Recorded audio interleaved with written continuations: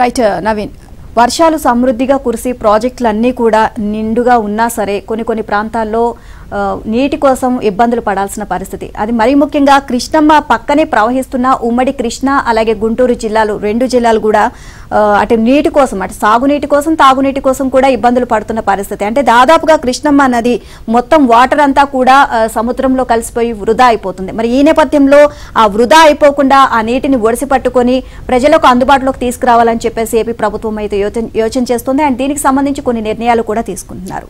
చూద్దాం. కృష్ణానది పక్కనే ప్రవహిస్తున్న సాగు తాగునీటికి కటకట.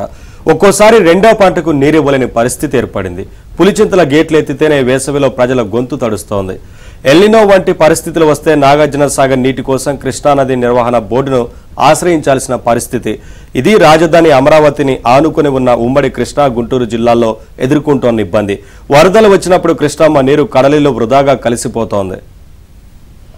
కృష్ణానది నుంచి వృధాగా పోతున్న నీటిని పొదుపు చేయడానికి భవిష్యత్తులో నీటి అవసరాలను దృష్టిలో పెట్టుకుని గత టీడీపీ ప్రభుత్వం 2 ప్రణాళికలను సిద్ధం చేసింది.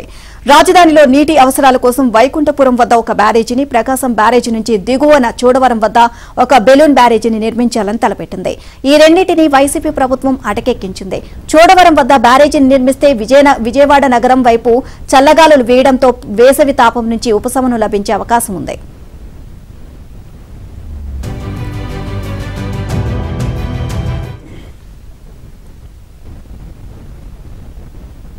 సాగునీటి కోసం ఇక్కడ ప్రజలైతే ఇబ్బంది పడాల్సిన పరిస్థితి నెలకొంది. ఎందుకంటే ప్రధానంగా వేసవి కాలంలో అయితే ఇంకా ఈ ఇబ్బంది మరింత ఎక్కువగా ఉండే అవకాశం కూడా ఇక్కడ ఎప్పుడు కూడా తాండవిస్తుంది. ఎందుకంటే ప్రకాశం బ్యారేజీకి ఎగువన దిగువన దాదాపు 3 మొత్తం కూడా, అంటే ప్రకాశం బ్యారేజీ ఎగువన వైకుంఠపురం వద్ద ఒక బ్యారేజీని, ప్రకాశం బ్యారేజీ దిగువ భాగాన అంటే ఏదైతే వృధాగా పోతున్న కృష్ణా జలాలు అంటే సముద్రంలోకి, అంటే ప్రకాశం బ్యారేజీ వద్ద ఏదైతే నీరు విడుదల చేస్తారో నేరుగా సముద్రంలోనే కలిసిపోయే పరిస్థితి ఉంటుంది.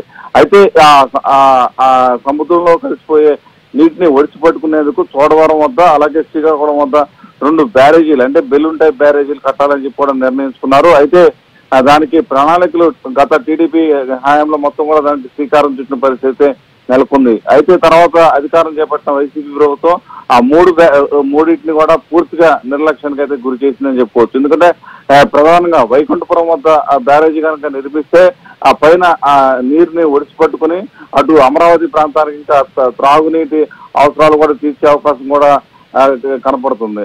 కింద అంటే ప్రకాశం బ్యారేజీ దిగువ భాగాన్ని నిర్మించే చోడవరం వద్ద ఏదైతే బెలూన్ టైప్ ఒక బ్రిడ్జ్ ని నిర్మిస్తే కనుక అది మొత్తం కూడా అక్కడ వాటర్ నిల్వ చేస్తే దాదాపు ఒక 2 టీఎంసీ వాటర్ నిల్వ చేసుకోవచ్చు. తద్వారా అంటే గ్రౌండ్ వాటర్ రీఛార్జ్ అవడంతో పాటు భూగర్భ జలాలు మరింత పెరిగే అవకాశం కూడా కనపడుతుంది. ఇక ప్రధానంగా వేసవికాలం వచ్చినప్పుడు ఇక్కడ ఆ నీరు అక్కడ నదిలో ఉండడం వల్ల ఇక్కడ విజయవాడ నగరవాసులు చల్లటి గాలు కూడా వీచే అవకాశం కూడా కనపడుతుంది. ఆ దిగువ స్థాయిలో శ్రీకాకుళం వద్ద బ్యారేజీ నిర్మాణం చేస్తే మొత్తం కూడా అటు సముద్రం నుంచి ఉప్పు నీరు కానీ లేకపోతే ఏది కూడా